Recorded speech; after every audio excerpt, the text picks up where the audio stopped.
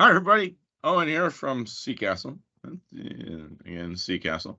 And I've been working on a couple of tools to help support my own gaming experience. The gaming experience tabletop role-playing games starts at the tabletop with everyone around the same physical space, sharing the same moment and the same experience as everyone gets into their roles and enjoys the immersive experience of being in a different world that everyone collaborates, puts teamwork together, and overcomes obstacles and potentially probably evil in most of your campaigns and your tabletops. The tools that I'm building are supporting that experience first and foremost. It's an integrated physical online experience, tools that support that life for people to be together and enjoy spending time with each other as they game. Here is meant to be what the player screen might be or the DM screen might be.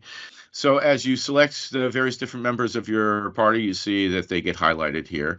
And you see that there are outbound messages and inbound messages that you can send back and forth to folks.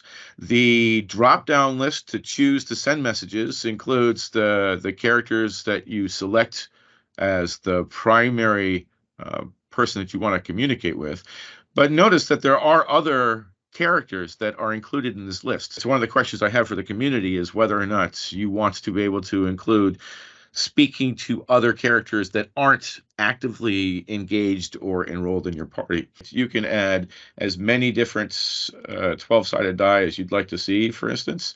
And we just rolled 12-sided dice for a total unadjusted roll of 120. We're working on getting the animated versions of this in place here. But again, this functionality was just put in this morning, so it's hot off the presses. If we click on the castle, we go back to the home page here.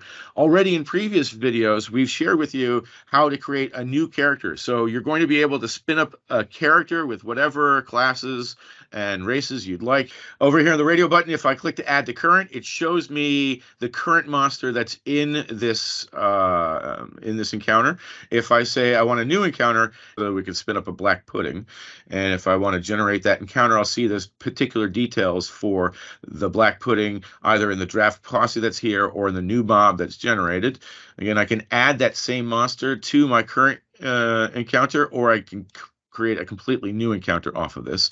As I look at the draft mobs that are in the center, you'll notice that the names of these mobs have different color. That's because I've chosen to associate the color with their alignment. And so the more red you are, the more evil is the monster. When we're ready to have fights and manage fights, we can either put the damage on the monster, or we can put the damage on the character. And as we choose the character, you see they get highlighted here, or if we choose the monster, we see that's we can highlight which one we want, and then if we want to update the hit points for them, for instance. And the last video that we showed you that was far too long was on the treasure generators. Included images in the gallery that show up according to the status that you've assigned to the monsters there. Really super fun stuff as both a gamer and a developer putting this together.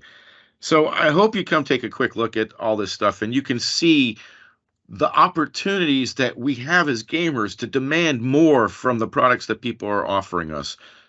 Things that you can use on your phone at the same time that you're side by side with your game host, your dungeon master, whatever. I want us all to have a more immersive, integrated physical experience. This stuff is coming for your markets, whether you agree with me or not. So I look forward to including everyone around the tabletop. Good gaming.